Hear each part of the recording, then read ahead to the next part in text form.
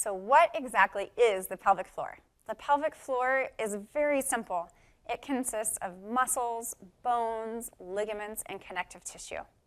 The purpose of the pelvic floor is to support your organs, which includes the uterus, your baby, your bladder, and your bowel or the intestines. The pelvic floor also is a sphincter closure, so it's literally closing off the opening for urine and for stool, and of course for sexual health, and it's going to help to control pressure inside of your abdomen. So those who are weightlifters may be pretty familiar with needing to engage their pelvic floor to help create good pressure inside of the abdomen. Let's take a look at the pelvic floor to understand it a little bit better. All right, let's talk about the pelvic floor. What is the pelvic floor? If you've ever heard of Kegels, the pelvic floor muscles are what people refer to as the Kegels. Let's look at it on this 3D model here. So this is the pelvis. You have the spine in the back, and you have the pubic bone in the front. Your legs come out here and here. That's where your hips are. This is actually the bladder, so where you store urine. And this is the uterus. So your baby grows and the uterus gets bigger and grows right up here. So you can see that as the uterus grows, your baby's probably dancing right on top of your bladder, which I'm sure you have felt. Behind the bladder, way back here, you may not be able to see that from this perspective, but that's where the rectum is. So that's where stool goes through and comes out the backside. I think it's kind of interesting to note that there's not a lot of space there, so there's a lot of interaction between bladder function, vaginal or uterine concerns, and bowel function. So let's look at the pelvic floor itself. These muscles go from your pubic bone all the way to the tailbone and from sit bone to sit bone. So they're quite literally the floor of your pelvis. These muscles go around the urethra where urine comes out. They go around the vaginal opening, and they go around the anal opening. So if you kind of see this circular motion here, one of the actions of the pelvic floor muscles is to close like a sphincter closure or a circular closure. So it closes off the opening for urine and the opening for feces, and it also lifts. That lift helps to support your organs. So what is a Kegel? What is a pelvic floor muscle contraction? It is the closure and the lift of the muscles inside the bony pelvis. So you feel a closure and lift this direction. We actually have a lot of pelvic floor muscles, so I just showed you the ones from the outside. Now you can see that inside of the pelvis, you have a lot of muscles. There's still kind of that same muscle group. So when these contract, they come up and they hug and support all of your organs. And I like to show this side view so you can fully see where those muscles live. So again, that's the bladder and the urethra where urine comes out. This is the uterus and the vaginal opening. And this is the descending colon, turns into the rectum and the anus right here.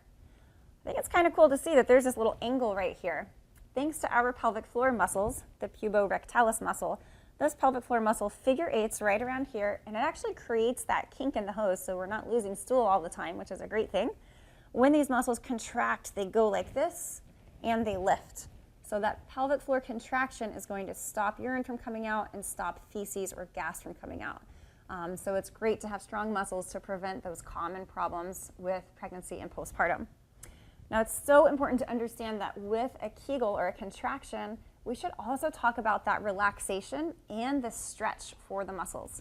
So if your muscles are always contracted, then you may feel weak. They may be too weak to close off the opening for urine or for stool. So we need them to be able to relax. When you sit on the toilet, you should actually be able to relax those muscles to completely empty your urine. And then for the bowel movement, you're probably pushing down a little bit with your belly. If when you push down with your belly, you end up contracting here, then you're closing off the opening. And then it turns into a really severe strain, or what people feel is constipation.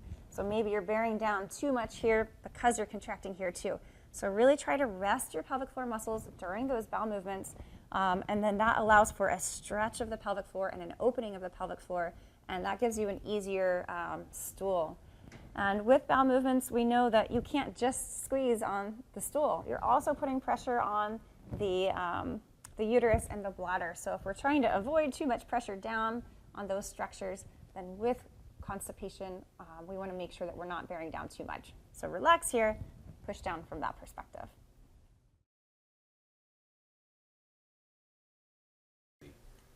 Okay, so we know that the position of your pelvis affects the support for your pelvic floor. And we know that if you're in a posterior pelvic tilt or a slouchy posture, then there's a higher risk of pelvic organ prolapse. So how can you figure out how to get in this better position? So let's go ahead and try this. So I want you to put your hands on your hips. So your fingertips are in the front and your thumb is in the back. We're going to do 3 different positions here. The first one, your thumbs are going to go down and your fingertips will go up. That's going to make you kind of slouchy. So let's try that. Put your hands on your hips and I want you to just kind of slouch a little bit.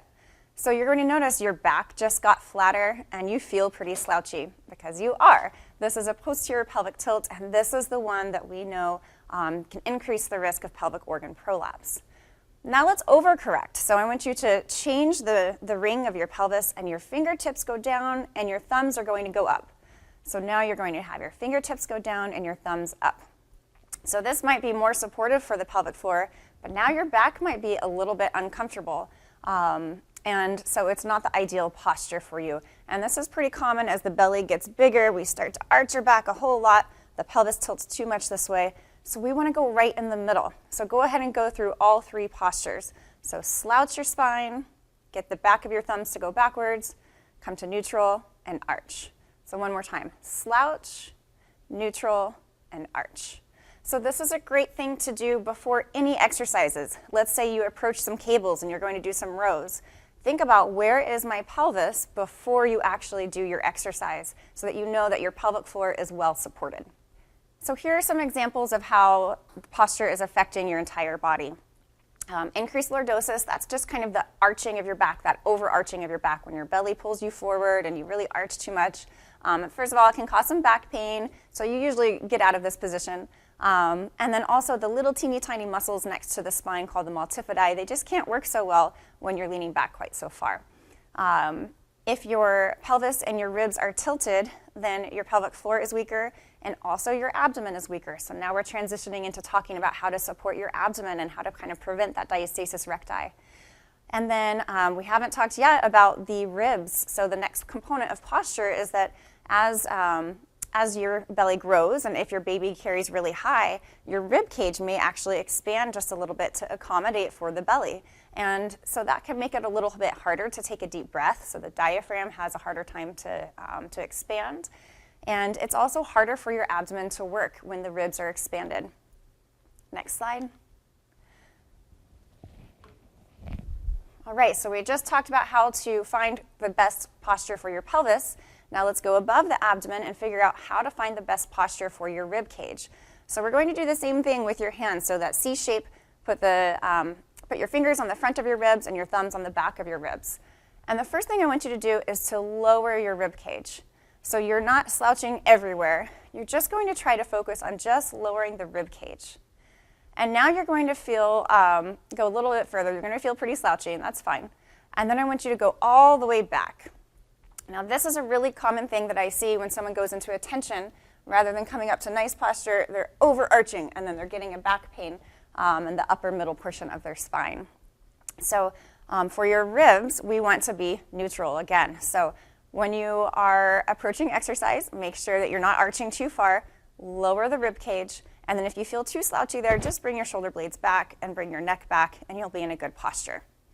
Okay, so the last component of alignment includes functional alignment. So what does that mean? It means when you're moving, what is your pelvis doing? What are your knees doing and your feet doing? All of that affects impact into the pelvis and also into your joints. So when you're running or jumping, we want your legs and your hip girdle to be really strong. So let's say you stand on one leg, which running is a one-leg activity. We want your hips to be nice and in line. This is great to test if you have a belt. You can look in front of a mirror and see if when you stand on one leg, is your belt line staying in one place. If your pelvis is dropping, then that means your hips are a little bit weak. And then when you run, if your pelvis drops every single step, you have this increased trampoline effect happening. You have more impact on your pelvic floor. So a strong hip girdle really helps to support your pelvic floor. So that's looking at your hips. The next thing you can look at is actually your knee position. So if you sit and stand and your knees knock together, that's a sign that your hips are a little bit weak. Or if you stand on one leg again, maybe your pelvis drops and your knee collapses, and now your foot rotates in a little bit. That's a position of not as much support. So you're going to have more impact on the pelvic floor. So your bony alignment, your functional alignment, pelvic alignment, rib alignment, all of that can help to support your pelvic floor. And these are all things that don't even include the Kegels. Next slide. And I'm rolling again. All right, so we just talked about the bones. The next component of support for your pelvic floor are the muscles. This is what most people hear about. So your pelvic floor muscles, your Kegels, and your lower abdominal muscles are all so important for support to your pelvic floor. So healthy muscles need to be able to do 3 different things. They need to be able to contract, to rest, and to stretch. All 3 parts of those activities are important for muscular health, for strength, and to support your pelvic floor and prevent leaking, etc. So your pelvic floor muscles are no different. We actually know that they have slow twitch fibers and fast twitch fibers, just like other skeletal muscles in your body. So we really want to think about training them the same way that you would train any other muscle group in your body. Next slide. All right, so we've talked about bones and muscles. And so what about the ligaments? Ligaments are the structure that connects bones together. One of the most common ligaments that we talk about with pregnancy and postpartum is the one that's holding the pubic bone together. So with pregnancy, we know that ligaments get a little bit looser, and so the joints have a little bit more movement, which is fine. And again, it's great. We want that for delivery, but it does mean exercise is a little bit different. So, okay, next slide. All right, we talked about bones, muscles, ligaments, and now let's chat about the fascia, or the connective tissue. So fascia is this connective tissue. It's kind of a collagen, fibrous tissue that goes around every single muscle and every single organ in our body. If you've ever really looked at an orange, the fruit, take the skin off and you see this white stuff that goes around every piece of fruit. That's connective tissue. So it's what pulls all of the organs and muscles and kind of holds them together. This tissue gets looser, again, with the hormone changes throughout pregnancy. So there's a little bit more play between the structures. And then also strengthening your muscles can make that connective tissue a little bit stronger or more dense. So you can support your organs better with stronger muscles. It does help to give more tensile strength to the connective tissue. Next slide. So what are these hormones? It's relaxin and progesterone. These are the hormones that make your muscles, ligaments, connective tissue just kind of loosen a little bit to allow your pelvis to expand during delivery. Next slide. And how are they all connected? Well, muscle strength can improve the tensile strength of your pelvic floor connective tissue. And so we really want to focus on strengthening the pelvic floor muscles, your lower abdominal muscles, and also your hip muscles because they are interconnected with those pelvic structures as well. There's this really great analogy of a boat and a dry dock. So let's imagine you have 2 support structures right here. You have the water right through here, and you have your boat sitting inside of the water. So it's floating, it's doing great. It has some cables so that the boat doesn't run away. And so this is representative of the pelvis. So bear with me here. Those side structures, that's your pelvis. Those are the bony structures. So we want those nice and solid. We don't want to start out with support structures that are rotated or wobbly, right? So we want strong support structures. The water is like your pelvic floor. So if you have nice full water or good strong pelvic floor muscles, then that helps to absorb the shock from the boat. It can kind of tolerate little waves or little bounces pretty well. There's not too much stress on those cables when we have enough water at the dock. Those cables represent the ligaments. Those are the structures that connect your organs to the bony system. So those ligaments, again, are pretty happy and they're keeping things in place when there's a good amount of water there. Now let's say that those muscles get weaker for whatever reason. Either they've been overstretched during pregnancy or really overstretched during delivery. So we're going to lower that water. Now you can just visualize that the boat has now lowered down and those cables are now getting pretty stressed out. So that represents kind of like a pelvic organ prolapse. So the boat is feeling, it's coming down. A person would perceive that as feeling pelvic heaviness or vaginal heaviness. And so one of the ways that we can help that is to build up the pelvic floor muscle strength. So that's why Kegels are so helpful. Support those cables by doing abdominal exercises. And we want to support the structure system here by doing hip strength exercises. All right, so how do you actually Kegel? We talk so much about these pelvic floor muscle contractions. It is really hard to describe, but I'm going to do the best that I can with this. So a pelvic floor muscle contraction is a closure and a lift of the vaginal canal. Now at the same time, you're going to be closing and lifting actually all three openings, so the urethra, the vaginal opening, and the anal opening. They do all lift at the same time. You should be able to keep your legs and your hips and your stomach still when you're doing the Kegel. If you're having a full body effort to contract, you're probably not really contracting correctly. My favorite analogy for this is if you're at the gym and you see someone doing a biceps curl like this, maybe they're curling the weight, but they're not really using their biceps. They're not isolating that muscle very well. So we think maybe they're not going to strengthen it quite as well. So same thing for your pelvic floor. Don't move the rest of your body. Keep it nice and still and just close and lift the three openings and then rest them. That rest is really important. Some people describe this contraction as an elevator. So it's like you're closing the doors and then you're lifting up. So it's both a closure and a lift. The next part that's so important, we talk all the time about contracting, but I would propose relaxing is as important or more important for the pelvic muscle contraction or the Kegel. So let's go back to that biceps analogy. If I contract to here and I just lower to here and I keep curling from this position, it looks like I'm not very strong, and in fact, I'm not creating as much power. So if I allow myself to rest completely in between each rep, then I'm going to get more power. It will feel stronger and just a more functional muscle. Next slide. All right, so what are some ideas for strengthening your pelvic floor? So again, you're squeezing and lifting the pelvic floor. Some people say to envision actually just lifting that vaginal canal up, or you can envision a jellyfish. I kind of like the jellyfish analogy because it talks about relaxing. So envision a jellyfish is in the bottom of the water and it closes and lifts. If it wants to go to the top, it can't get up there unless it relaxes and opens again. So close and lift, relax and open. Close and lift, relax and open. And you want to be able to coordinate your pelvic floor muscle contraction with a cough, a laugh, or a sneeze. So learning how to contract and hold it nice and strong before those things will really help to prevent urinary incontinence. Next slide. So let's talk about very, very basic ways to strengthen. Let's say you've never done a Kegel in your life. You have no idea how to contract it. I propose in the beginning, you just want to figure out how to contract correctly. So make sure that you're not contracting anything else. Usually you should start lying down because you don't have gravity and your brain's not thinking about balance when you're contracting. So lie on your back with your legs supported.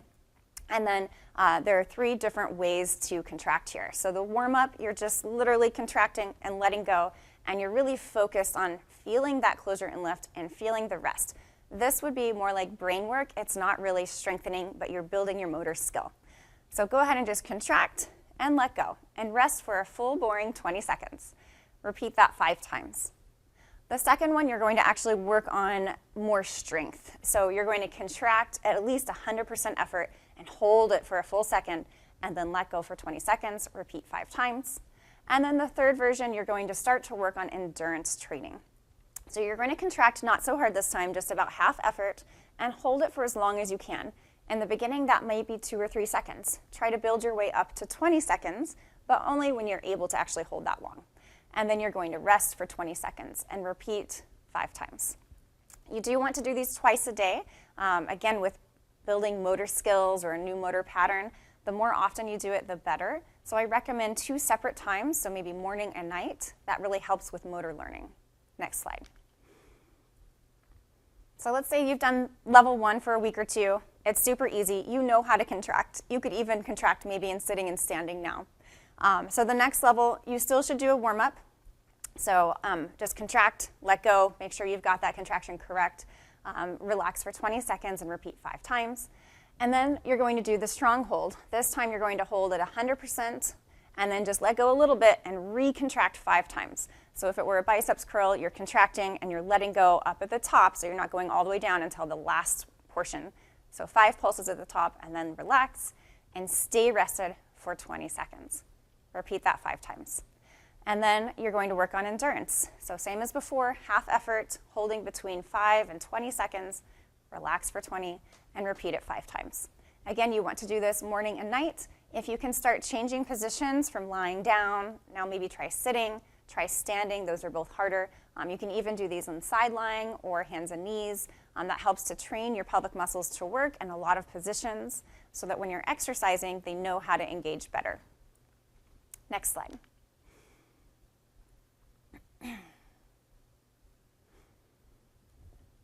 So just like any other muscle in our body, we want the pelvic floor muscles to get fatigued if we actually want to make them stronger or hypertrophied or get thicker so that that water can hold the boat better.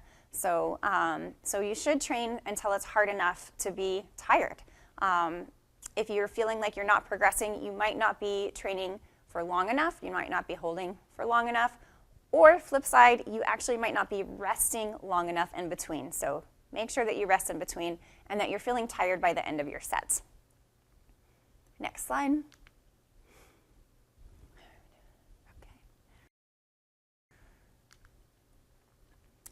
So we've talked about structural support. We've talked about muscle support.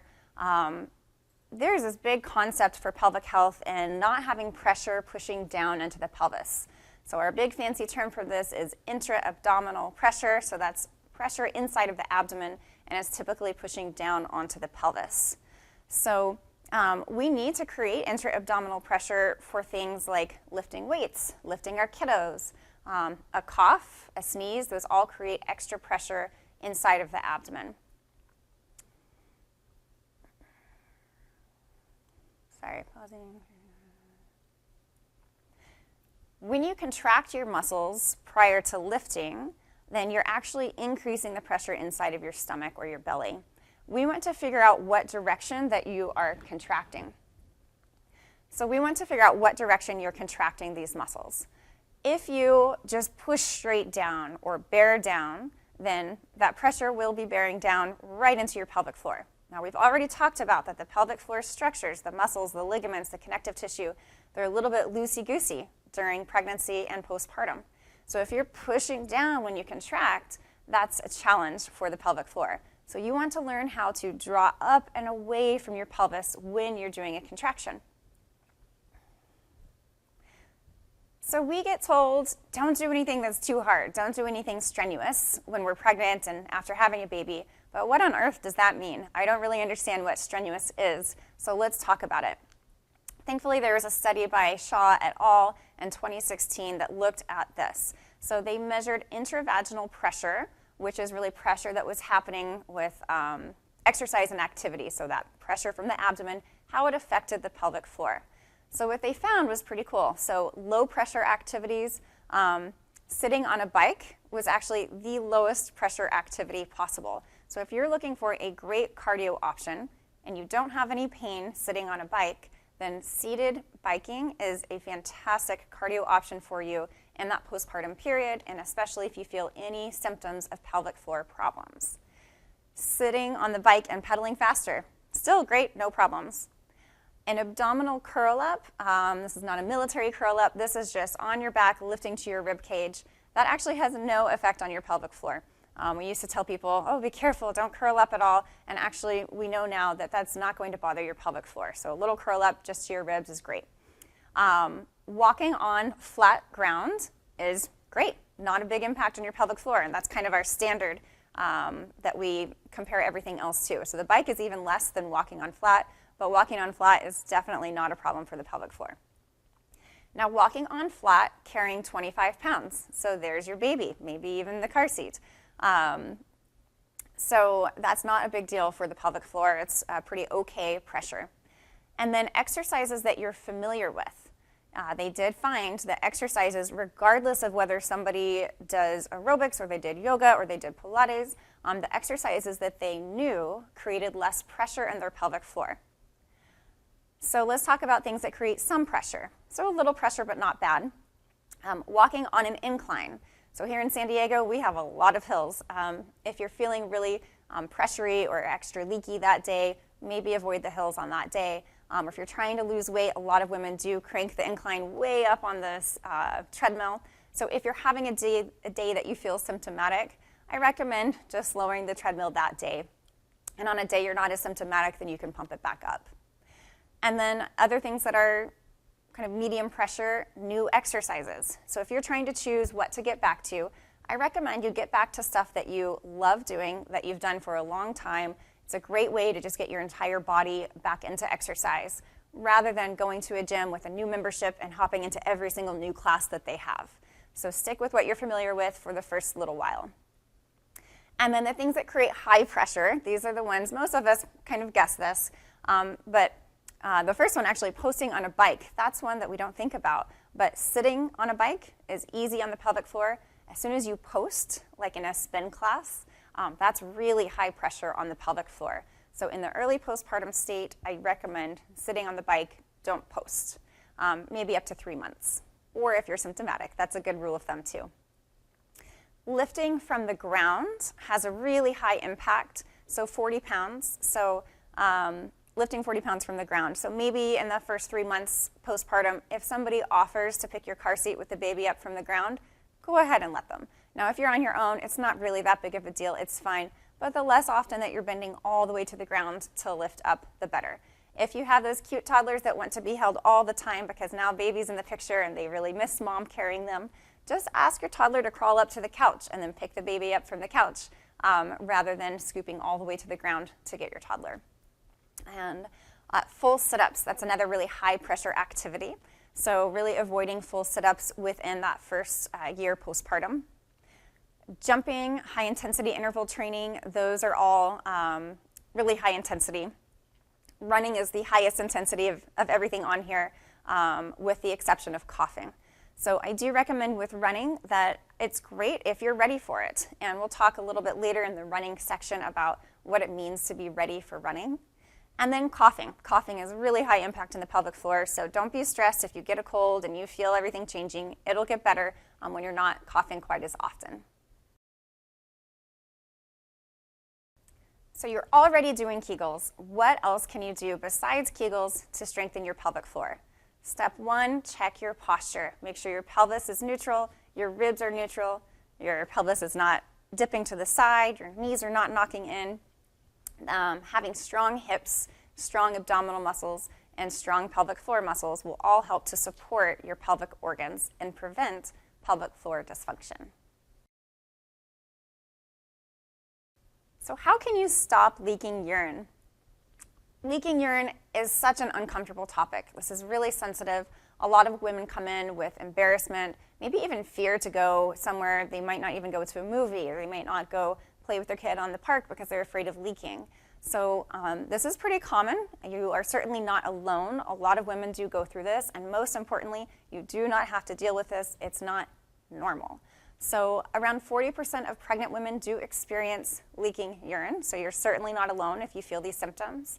And around 1 in 3 people after pregnancy or delivery experience some version of urinary leakage. These numbers are just reported incontinence. I would have to say that clinically, a lot of women have maybe not reported this prior, but I do see that it seems like the number is even higher. So our evidence shows that it's 1 in 3 women, but definitely speak up. Let your provider know if you're experiencing leakage so that we can take care of it. What is normal? So normal is urinating every 2 to 4 hours. If you're going more than every 2 hours, then that's something we want to address. If you're waiting more than 4 hours, we need to address that because it causes other problems. So try to target going to the bathroom during the daytime every 2 to 4 hours. At night, it's okay to wake up to 1 time. Of course, if you're waking up to take care of your baby and then that gives you the urge to go, that's kind of different. But if you're waking up because of the urge to go more than once, then that's something we want to address. And when you urinate, you should have around a full cup of urine. If you're urinating for less than 10 seconds, generally speaking, then you didn't really need to go. So someone who says that they have to go all the time and then they go and just hardly anything comes out, that's an overactive bladder, and that's something that we can address. And then, of course, we don't want to have any kind of leaking at all. We want to address any sort of urinary leakage. So there are two types of incontinence. We have urge incontinence, which is where you get this high sensation to pee, and sometimes you can't make it to the bathroom in time. And then we get stress incontinence, which is where you have a cough, laugh, sneeze, or something physical that's making you leak. So let's talk first about urge incontinence.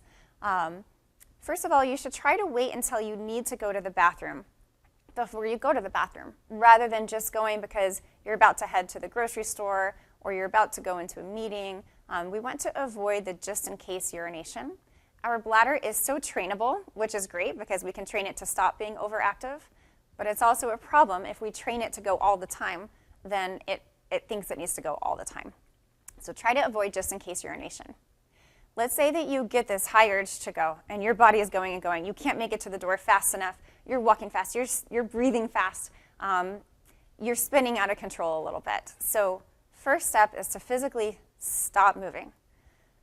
Take a really big deep breath. Do 2 strong pelvic floor Kegels, which you're great at because you've been practicing. That actually sends a signal to the brain to stop spasming the muscle on the bladder, which creates the urge to pee. So that pathway, stopping movement, deep breath, 2 really strong quick Kegels, can help to settle the urge to urinate.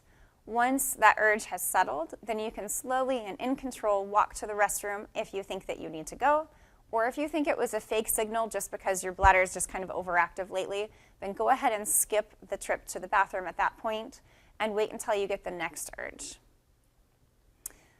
You really need to stay hydrated. Our bladder gets a little bit irritated if it doesn't have enough water in it. So if you're dehydrated, that actually can lead to a little bit of irritation in the bladder. So make sure that you're appropriately hydrated. Now, not so much that as soon as you drink, everything's coming out, but just get enough water in your system that your bladder's not irritated. And then avoid irritants. So if your bladder's hyperactive, it's making you feel like you have to go all the time. Coffee, Monster drinks, those are clearly going to give you the urge faster. They actually create more fluid and they irritate the bladder. So anything with caffeine, I would really avoid if you're having a problem with urge incontinence. Other things that we don't think as much about, sparkling waters or sparkling drinks, those can irritate the bladder quite a bit. Acidic foods, so maybe at lunch if you're having a salad with vinegar dressing, with a tomato, and then you have water when you squeeze the lemon in it, that's probably a recipe for an irritated bladder. So maybe just decrease how many acidic foods that you have in one setting. And water is the best drink for you if you have urge incontinence, so really just focus on that if you're able to. So stress urinary incontinence, that's what happens when you have extra pressure down into your pelvis. Think about your bladder as a balloon that's filled with water or fluid. If you push on the balloon, it may squeeze and open. So that's what's happening when you leak during a cough, laugh, sneeze, jump, etc. So we want to strengthen your stomach, strengthen your pelvic floor, and then you want to learn to coordinate those 2 things. So I want you to try something. This is clinically the most successful tip that I have for stopping leaking with a cough, sneeze, or laugh. So put your hands on your belly. First, I just want you to do a fake cough. So when you cough, you probably felt your lower hands push out. If you didn't feel it, take a break, pause the video, and try it again. So cough and see where your hands move. Now I want you to envision lifting your stomach up and off of your pelvis. We're not even talking about the pelvic floor right now. We're just lifting your stomach. So get those lower abs to engage. They're lifting your belly up and off of your pelvis. Hold that really strong and cough again. You should now feel that there is no motion into your lower stomach, probably no motion into your pelvis, probably not squeezing the balloon of the bladder, probably not leaking as much. So before your cough, laugh, and sneeze, activate your lower stomach, draw it up and away from your pelvis, and hold it strong to keep the air up, not down. Now to fine-tune that, once you learn to contract your stomach, again, it's so much more powerful than your pelvic floor, so use those larger abdominal muscles, hold strong, And then you can fine tune with a pelvic floor contraction. So you have the belly lift and you have the pelvic floor contraction and then a cough, and now you're not going to have any version of leaking. So that's how you stop the leak, with a cough, a laugh, or a sneeze. So one way to think about preventing a leak when you cough or sneeze is to think about not squeezing the balloon. So if your bladder lives right here, it's round, it's kind of like a balloon, kind of like a water balloon. As it fills, it stretches. If you have too much pressure down, that could result in squeezing the balloon, and that can end up with a leak. So a few things happen when you're pregnant and after you have a baby. Your stomach is overstretched in the lower abdomen, typically. So your upper abs might be really good at contracting. So if you have a big cough, your upper abdomen might contract. But if you envision contracting up here, that might send more pressure down into onto your bladder. So we want to teach your lower abs to work after you've had a baby.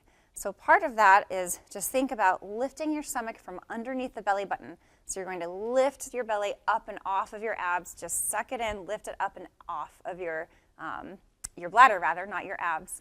And then hold that tight when you cough, laugh, or sneeze. That way, your teeny tiny pelvic floor muscles, they can just fine tune that closure.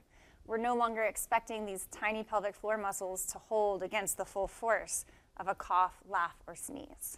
So you can control the direction of pressure with a cough, laugh, or sneeze. You just have to practice it.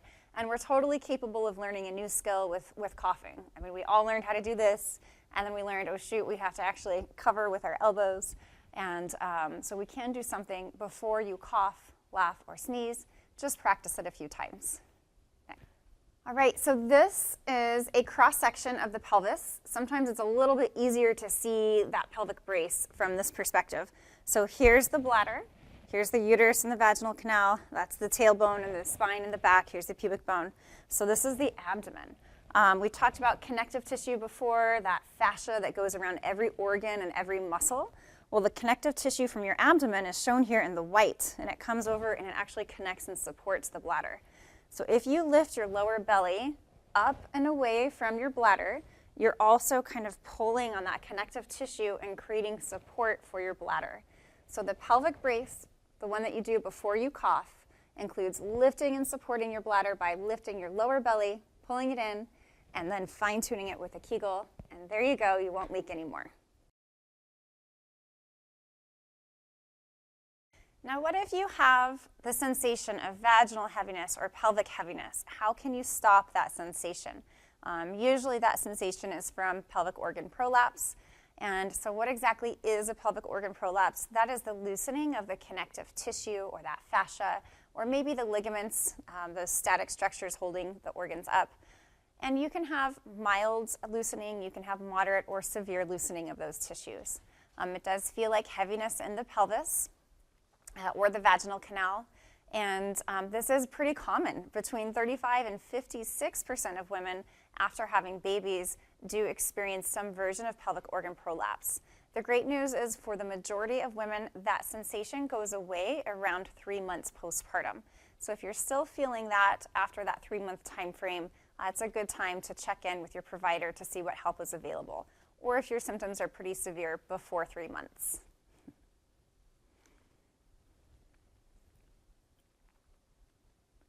The American College of Obstetricians and Gynecologists talk about pelvic organ prolapse and what their risk factors are. So the main cause of pelvic organ prolapse is pregnancy and vaginal birth. Those are the main factors that end up causing it, because that can weaken the pelvic floor and the abdomen. Other things, menopause, aging, repetitive lifting, and things that we can actually change include weight on the abdomen, so losing our body weight after being pregnant or during pregnancy, and then constipation and straining, so trying not to strain with bowel movements. And then the chronic coughing. So those are all things that we can actually change to decrease our experience of pelvic organ prolapse. So the good news about pelvic organ prolapse is that it really can improve. So it's going to improve gradually after you deliver, especially in those first 3 months, but even up to a full year postpartum, you'll continue to get a little bit better, a little bit less symptoms. Pelvic floor muscle exercises, or strengthening your pelvic floor, or Kegels, that can really help to support your entire pelvic organ system. Making sure to breathe when you exercise. If you hold your breath, you may be bearing down. So breathe easy when you're exercising. That helps to decrease that pressure down into the pelvic floor. Exhale on the hardest effort. If you're lifting something heavy, exhale to get that air up and away from your pelvic floor. If you've ever heard of the squatty potty, it's basically the step stool that brings your legs wider and higher than your hips. So your knees should be wider and higher than your hips when you're having a bowel movement. That's the position of a squat.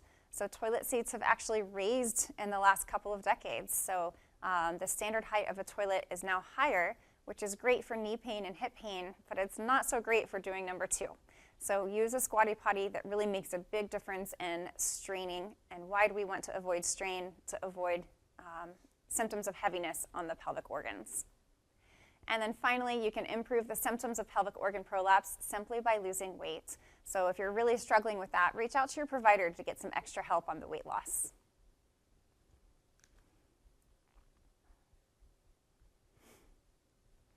More good news for pelvic organ prolapse. Addressing the underlying cause of coughing can help to fix that. If you strengthen your legs, your glutes, your hip muscles, and your abdomen, all of those muscles help to support your pelvic organs, and it also helps to decrease the pressure when you're bending and lifting. So if you have strong muscles, it's not as high intensity for you to lift something. When you run with less impact, that can help to decrease pressure down. So a very simple running tip is if you really hear your feet every single step, then you're probably running a little too heavy. So speed up your gait just a little bit, or check in with someone who's an expert in gait analysis to help you to run a little bit better. So when to seek help? If you're not improving on your own, reach out to your provider for an evaluation, and they'll decide if it's appropriate for you to go to pelvic floor physical therapy. So some ladies do experience fecal incontinence. That's when you're leaking stool, or maybe you're not able to hold gas back. This is definitely pretty embarrassing. It's a little harder to hide than urinary incontinence. And this is something that can be helped. So if you have these symptoms, please go ahead and just check in with your provider, and they'll give you the information on the right treatments for you. So tips for managing constipation. Make sure that you're getting some good fiber, lots of fiber. Fruits, vegetables, cooked, uncooked, a variety is really helpful. Whenever you have the urge to have a bowel movement, go ahead and go to the bathroom. Delaying the urge can contribute to constipation. Make sure that you're relaxed. We talked before about if you contract your pelvic floor, it's going to stop stool from actually coming out. So really make sure you're relaxed in the pelvic floor. And then put your feet up on a stool. The picture here on the right is a really good demonstration of the stool can bring those knees higher than the hips, and that actually opens up the anorectal angle, so it's easier to have a bowel movement. Visualize dropping your pelvic floor. So as you're pushing down with your belly, open and release the pelvic floor. Don't close it off, because then you can't have a good bowel movement. And there's also information about being able to give your stomach a gentle massage. So in between, middle of the day, go ahead and just do little small circles on your stomach, starting in the bottom right, working up under the ribs and down to the left. That can just help to get the system to start moving a little bit, get your stools moving.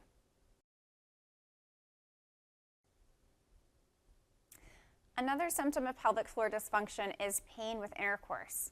Maybe you had a perineal repair, or maybe with a C-section you're still having some pain. This is common, but again, it's not normal. So if you're having pain, talk to your provider. Some simple tips that can help: if you're still breastfeeding, the hormones in your body are different, so you may feel a little bit of vaginal dryness. If that's the case, then lubrication is something really easy you can use. And if that's not enough, check in with your provider. There are other options for you. So how to prevent and treat diastasis recti? First of all, there are a lot of different challenges that women report after having a baby.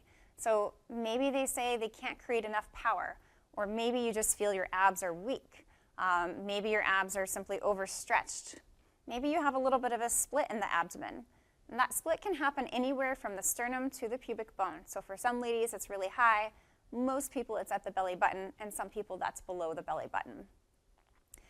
You may have a bulge in the middle of your abdomen. When you curl up and you see that bulge, that's diastasis recti.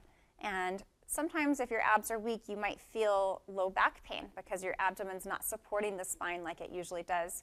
You're not able to create the pressure inside of your abdomen to stabilize your spine like you were before the pregnancy. If you've had a C-section, it might be a little harder to tell your lower abdominal muscles to activate initially after having the baby. And then sacroiliac joint or SIJ pain is also pretty common if your abdomen is not working the way that it used to. So diastasis recti is the separation of the connective tissue between the rectus abdominis muscles or your six-pack muscles. Those are the muscles that go from your ribs to the pubic bone, and it's just a little bit of a widening. Now there's a normal and an abnormal amount of widening. Pretty much everybody has some widening after pregnancy and even during pregnancy. So to decrease the risk of this, our thought process is focus on your posture. If you're really leaning back a lot, you might stretch the abdomen out a little bit too much. And mostly just don't push through exercises that you feel a pulling on your midline. That's a good sign that you're not ready for that exercise at that point in time. So just don't push through something where you feel a pulling in the middle. And it is okay to use a belly support after you've delivered, at least in that first 6 weeks, and up to 8 weeks after having a C-section.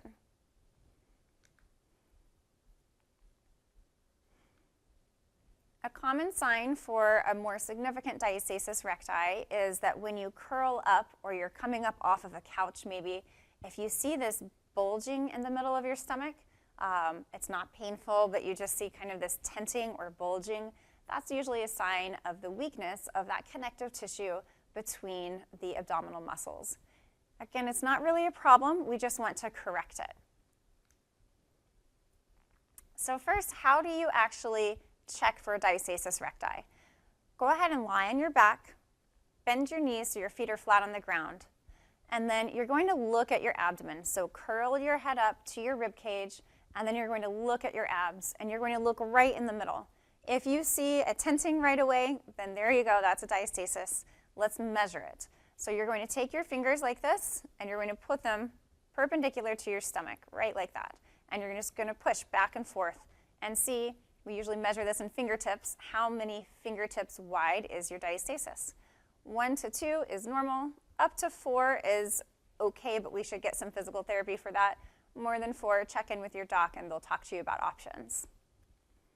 The second component of that test, while your head is curled up, you just felt how wide the diastasis is. Now you should push straight in to see how much tension can you create on that linea alba, or the connective tissue between the rectus abdominis muscles. So you should push, and it should feel firm. If you're not sure what that feels like, go ahead and move to the side. Push on your six-pack muscles. Most likely that's pretty firm.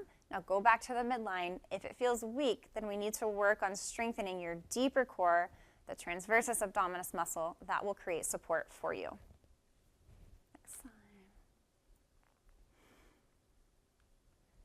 So why do we want to create this tension on the midline? From my perspective as a physical therapist, it's more important to have the tension in between that separation than it is for the separation to be really close together.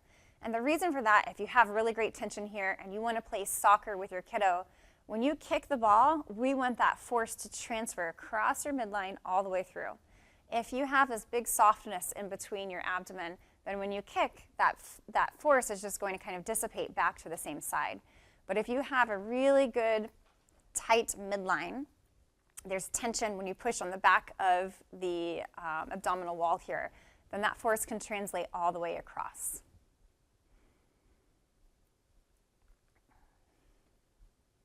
So you may wonder, when is it safe for me to do an exercise? That's the question I get all the time. The answer is you can do any core exercise that you want to, as long as you can keep the tension on your linea alba, or that midline. So go ahead and lie on your back. You just did the test. When you lifted your head up, you saw that tenting. Now rest your head back. Pre-activate your core. Draw your belly in really tight so your belly button should move down towards your spine and up towards your rib cage. So again, it's kind of like you're lifting your lower abs up and away from the pelvis. And some ladies describe this as the way they would tighten their stomach if the baby's going to crawl across their stomach, or if they're bracing to get a punch. So really activate that core, and then curl your head up and look at your abdomen. If you were able to prevent the tenting from coming back, then you are good to do these little curl ups. That's the basic test you're going to use with any core exercise that you want to do. You can do it as long as you keep the tension nice and flat and firm with the exercise. So let's look at this on a real person. So this sailor on the left, she has very mild tenting, but she was kind enough to let us take a picture so that you could actually see an example of this. So if you look on the left, she's curling up, and you can see there's a little bit of a bump in the middle of her abdomen. Now if you look on the right, same person, 2 minutes later, drawing her lower abdomen in and curling her head up, and there's no bump in the center line. So she's no longer tenting. You can really see that there's a good solid connection in her abdomen. She would be safe to do any exercises that she can with her core drawn in and without seeing the bump in the middle. So here are some tips. The word caution, it's a little silly, it's a little excessive, but it's just to get your attention. So really focus on drawing in your lower abdomen first. Again, just to repeat, usually the lower abs are the ones the most overstretched, so you've really got to connect your brain to the lower stomach so that you're not pushing down onto the pelvic floor. So connect those lower belly muscles, lift up and away from the pelvis, draw the belly in to tighten the lower abdomen. If your upper abs are doing all the work, usually I see that they're pretty strong when people come in to see me, then you're typically putting pressure down into the pelvis. So there are quite a few myths out there with diastasis recti. If you look on social media, there's a lot of information. I've seen never do a plank. Well, that definitely does not work in the military, and it's just not true. Never do a sit-up. Exercise only on your back. So all of these are myths. Some truths. You should work up to a plank. You probably should not do a plank if you can't do it without good support in your midline. You need to progressively work up to it. You can work up to a sit-up. Now, I'll tell you, a sit-up's probably one of the highest functioning activities you can do if you have diastasis recti. So you should definitely work your way up to it, and only do it if you can complete the exercise with a good connection in your core. And then also, you could start with exercises on your back. It's probably the easiest way to learn the exercise and to learn how to activate your core, but you should pretty quickly transition to other positions. Try side lying, hands and knees, sitting, standing, lunges, etc. So you really need to be capable of contracting your core in all positions.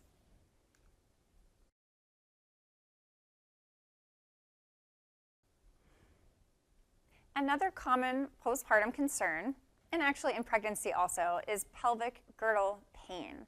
So what is the pelvic girdle? It is anything that the pelvis connects to. So maybe you have low back pain, sacroiliac joint pain, pubic symphysis pain, any sort of pain in that pelvic region. So why is this common? Because your ligaments are pretty loose during pregnancy.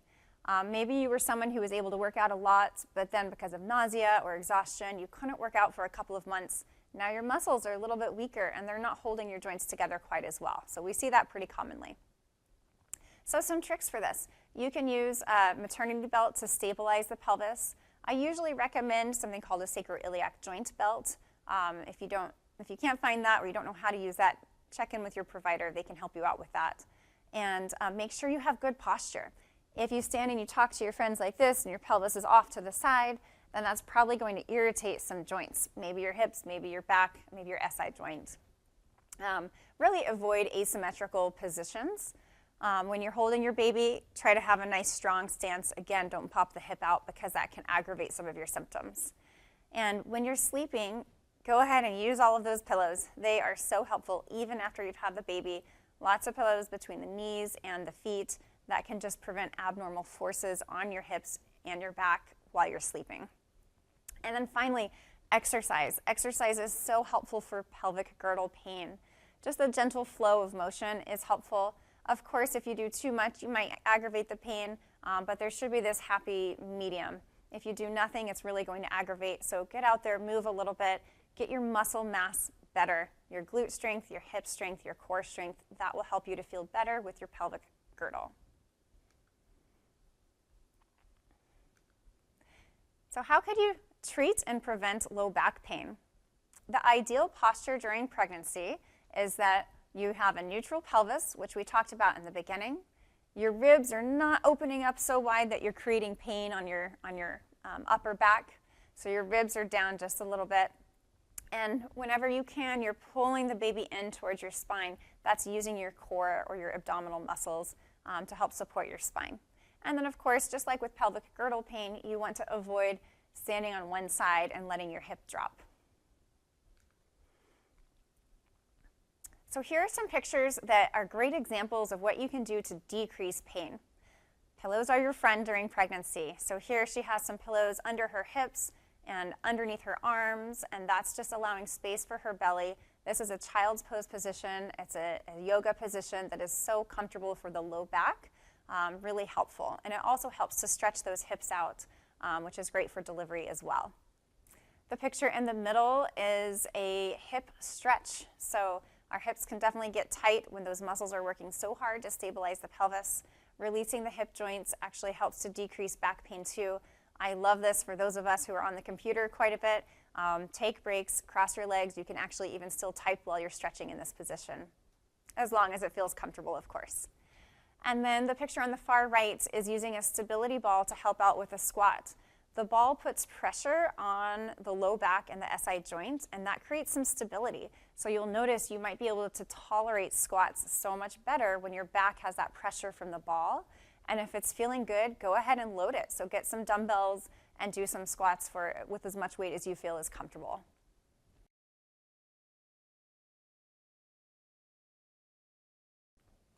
Another common question we get is, how can I prepare for delivery? How can I prepare my pelvic floor for delivery so that I'm not going to have as much pain or potentially tearing?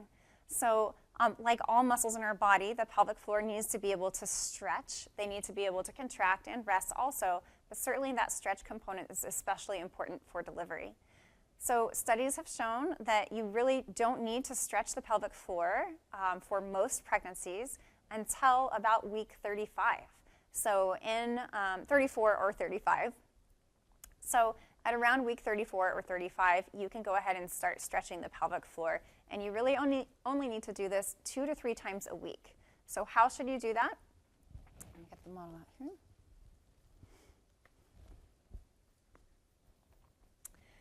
So the first tip is, when you're trying to do this on your own, if you don't have a partner available to help you, make sure to have your head lifted so that you can reach your pelvic floor.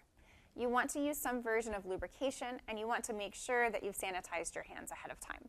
So think about the perineum right here. So that's the space between the vaginal opening and the anal opening. This is right where the baby's going to come out. So you're going to do some gentle stretches in that area.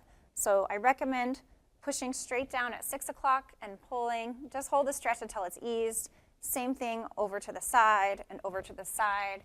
And then you can do some sweeps from 3 to 6 o'clock and really just get that tissue to release and prepare for childbirth.